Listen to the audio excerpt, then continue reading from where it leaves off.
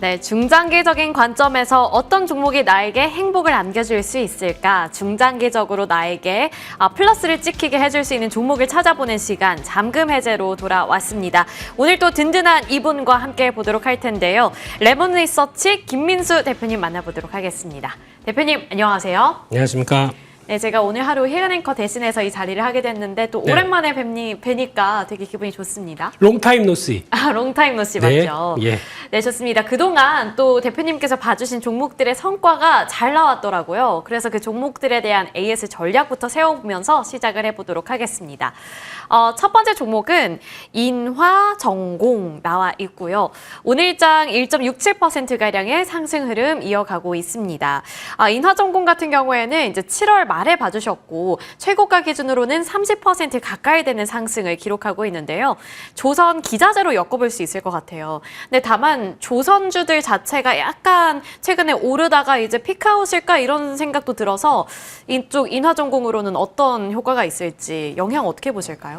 네, 뭐 벌써 피크아웃이겠어요. 예, 그냥 일단 지금 시장 분위기는 조선주들 강한 모습들이 이어지다가 살짝 쉴 때 바톤 네. 터치가 어디로 되느냐. 이제 그게 제일 중요하겠죠. 그렇게 되면은 바톤 터치는 항상 섹터 내에서 네. 그리고 또 안에서 같이 부각받을 수 있는 이제 중소형 쪽의 단들, 그리고 특히 기자재 쪽 같은 경우는 벌써부터 실적이 1분기 때부터 어느 정도 좀 확보가 되다 보니까 네. 2분기 때 이제 기대감들이 같이 생기면서 나오는 변화를 또 누린다. 그러면 이런 회사들 같이 또 변화가 될 수 있는 회사들은 충분히 나온다고 봐야 되겠죠. 그러다 네. 보니까 지난주부터 나온 현상들이 뭐 오리엔탈 전공이라든가 또 뭐 이런 KSP 이런 또 엔진 부품과 관련된 쪽들 아니면 특화된 쪽에 성과를 내는 회사들 또 이제 네. 주가가 강하게 나오는 과정이라고 봐야 되겠죠.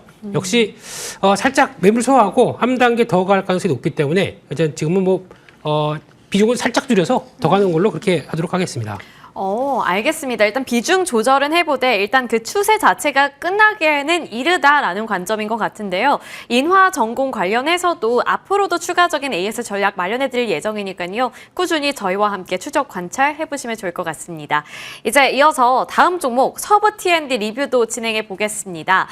서브 T&D 오늘 주가도 살펴보시면 되게 잘 가요. 3%대 강세 기록을 하고 있고 서브 T&D 같은 경우에는 최근에 8월 5일에 봐주신 종목이고요. 최고가 기준 13%대의 오름세를 나타내고 있는 종목이기도 합니다. 서브 T&D를 살펴보시면 지금 수급적으로도 기관 투자자들이 4일 연속으로 매수를 하고 있기 때문에 조금 더 기대감이 걸리는데 여기서 좀 더 기대를 걸어봐도 괜찮을까요? 네, 10,000원짜리 한 장 올라왔다고 여기서 끝낼 때가 아닙니다. 네. 더 갈 거라고 보고 있고요. 이제 본격적으로 외국인 관광객들 들어오기 시작하면서 잡히는 숫자고 게다가 또 중국 단체 관광객들까지 온다라고 하게 되면 역시나 호텔 쪽들은 모멘텀이 크다라고 봐야 될 것 같고 레벨업 되는 과정들 보셨으면 좋겠습니다. 그래서 일단 아마 직전 고점대가 1,500원대 부근 정도 있는 걸로 알고 있는데 그거 넘어가서 넉넉하게 추가 탄력 받을 걸로 보고 기다려 보도록 하겠습니다. 네, 알겠습니다. 아직 욕심을 버리기에는 이르다라는 관점으로 이 종목까지 챙겨봤고요.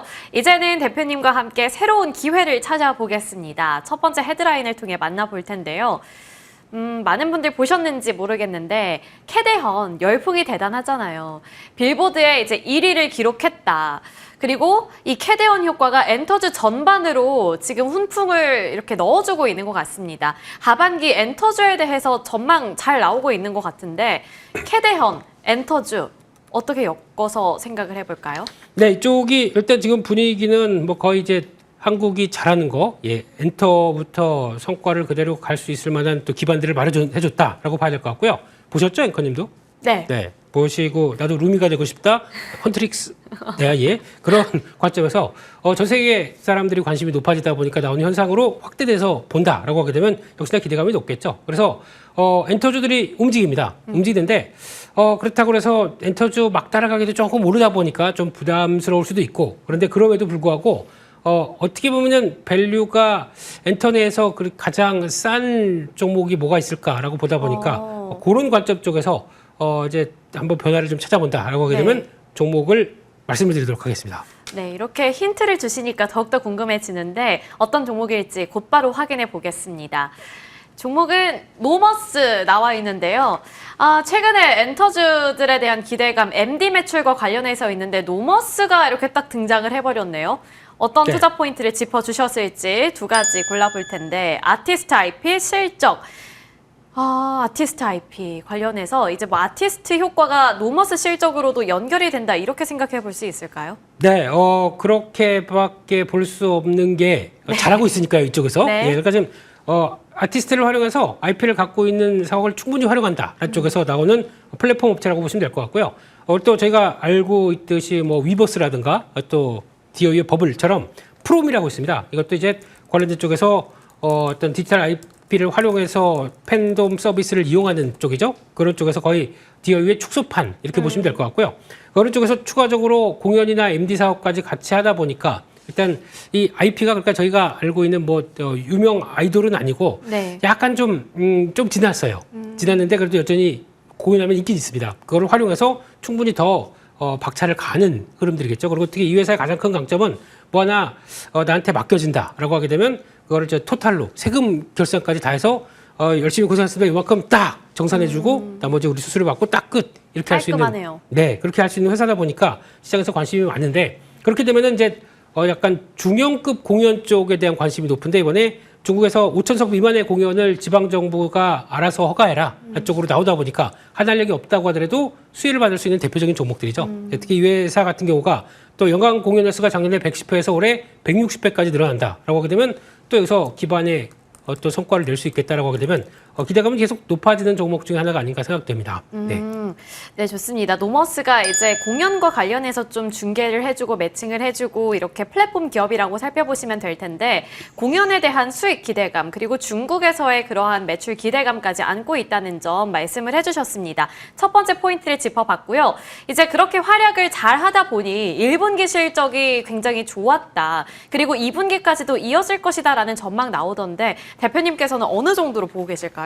네, 일단 실적 올해가 뭐 분기 실적 이것도 물론 중요하겠지만 저희는 분기 실적이 너무 오래하는 분위기가 있어서 네. 추세만 크게 이상 없다라고 하게 되면 괜찮다고 봐야 될 것 같은데 일단 1,000억대가 넘길 걸로 봅니다. 그러면 작년 대비해서 한 59% 증가한 수치로 예상을 하고 있고요. 네. 영업이익이 한 280억대 그러니까 작년 대비해서 247% 예, 뚜렷이 성장을 보여주는 거죠. 올해요. 네, 올해요. 예, 그러다 아직 올해 다 안 갔습니다. 예, 올해요. 예, 그러다 보니까 성과를 보여줄 걸로 보여지는데 그러면 이렇게 되게 되면은 시총이 한 3,700억이다라고 하게 되면 엔터사의 특성 대비해서 밸류가 그렇게 비싸지 않은 측면들이 있다고 봐야 될 것 같고요. 그렇게 되면은 어느 정도 결과가 나올 때마다 주가는 레벨업을 시도하겠다는 관점 쪽에서 바라보시면서 근데 최근에 주가가 조금 좀 올라와서 직전 고점대 있다 보니까 네. 살짝 고민은 되겠죠. 그래서 좀 눌린 목대 들어가서 이 돌파하는 과정들을 아마 실적 발표하면서는 기대감이 높아질 것 같습니다. 그렇기 때문에 그런 과정을 한번 보셨으면 좋겠다. 그렇게 말씀드리겠습니다. 그럼 실적 발표 전에 팔아야 되는 걸까요? 일단 가격 밴드를 설정해 보면서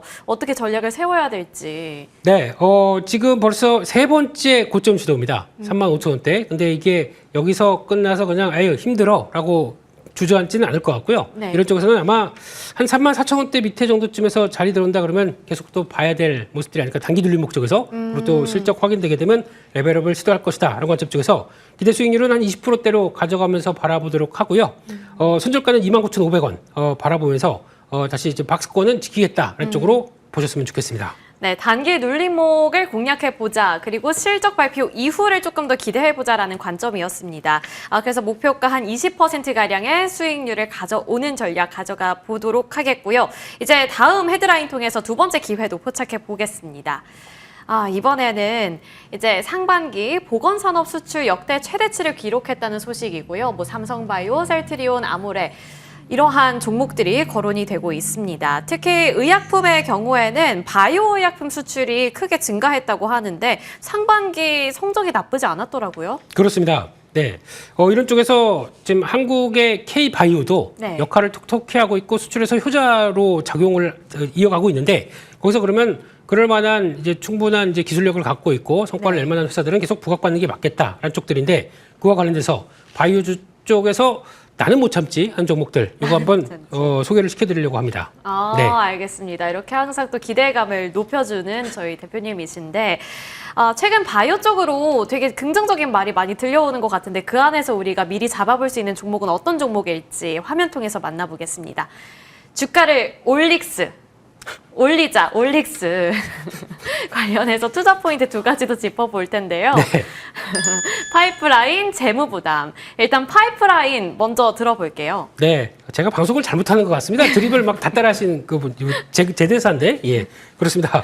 그래서 주가 올라가면 올라스, 네, 올라스. 예, 아직은 올릭스, 네. 예, 그런 쪽으로 보시면 좋을 것 같은데 이 회사의 강점을 보게 되면 파이프라인이 총 3개입니다. 3개 쪽에서 얼마큼 이제 성과를 내느냐라는 쪽들인데 일단 많이 얘기하면 메쉬죠. 이쪽이 대사성 지방 간염 쪽에서 이게 지금 열심히 연구해서 성과 나오는 데들이 아직까지 크게 없습니다. 그러다 보니까 이 회사가 또 부각을 많이 받는 거고 그러다 보니까 지난번에 1112로 한 9천억 대 라이센싱 아웃한 쪽도 이쪽이고요. 그러면은 이게 연구안을 시켜서 또 비만 치료제 쪽까지 연결시키는 과정들까지 본다라고 하다 보니까 기대감이 높겠죠. 그런 쪽에서 하반기 일상 중간 결과가 발표될 것 같습니다.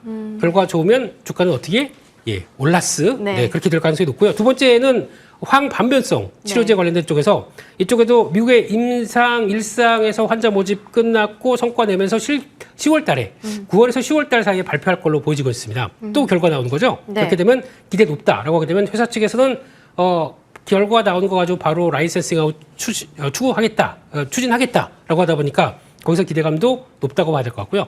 또 마지막으로는 탈모인데 저는 괜찮아요. 저는 아직 괜찮습니다. 머리숱이 많으시잖아요. 예, 공짜를 안 좋아해서 근데 탈모 같은 경우도 이제 로레알과 이제 같이 영향을 끼치면서 모발 관련된 쪽에서 공동 연구가 진행이 되고 있죠. 그러다 보니까 성과가 난다라고 하게 되면 이것도 또 하나 의미 있는 성장을 좀 보여주지 않느냐라는 쪽에서 다 보게 되면은 다 좀 내놓으라는 업체들과 좀 성과를 낼 수 있는 분위기가 있다 보니까 거기서 나올 수 있는 기술 수출에 대한 기대감은 점점 하반기로 가면서 커진다라고 하는 게 중요한 요인이라고 봐야 될 것 같습니다.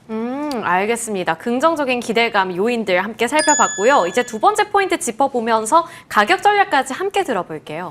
네, 일단 지금 이 회사의 가장 큰 단점 중에 하나가 회사에 현금이 좀 없었다라는 쪽들에 대한 부담이 좀 있었는데 그거를 이번에 전환 우선주, 그러니까 RCPS라고 그러죠. 이거를 좀 발행하면서 거의 모집이 완료가 됐습니다. 그렇게 되면 이걸 기반으로 해서 이제 재무 부담은 완화가 될 수 있겠죠. 그러면 열심히 현금 확보한 걸 가지고 계속 또 R&D 추진한다라는 쪽에서 성과 나서 이제 기술 수출되기 시작한다 그러면 회사가 정상적으로 빠르게 돌아갈 수가 있겠죠. 그런 쪽에서 기대감이 높인다라고 하게 되면 지금부터는 아마 레벨업을 시도하는 과정 중에 한 두 번째 단계쯤 들어가지 않았나라는 쪽에서 눈여겨 보셔야 될 것 같고요. 그렇게 되면은 지금 매수가는 한 5만 원, 좀 오늘 올라서 조금 그렇긴 한데 네. 5만 원대 전후 정도까지 보시면서 대응하셨으면 좋겠고요. 목표가는 조금 높이 잡았습니다. 기대 수익률 한 30%대 정도까지 바라보셨으면 좋겠고요. 손절가는 4만 3천 원대로 말씀드리겠습니다. 네, 알겠습니다. 주가가 올라주길 바라는 올릭스까지 함께 들어봤고요. 오늘 레몬 리서치 김민수 대표님과는 여기서 마무리 지어보도록 하겠습니다. 오늘 말씀 고맙습니다. 감사합니다.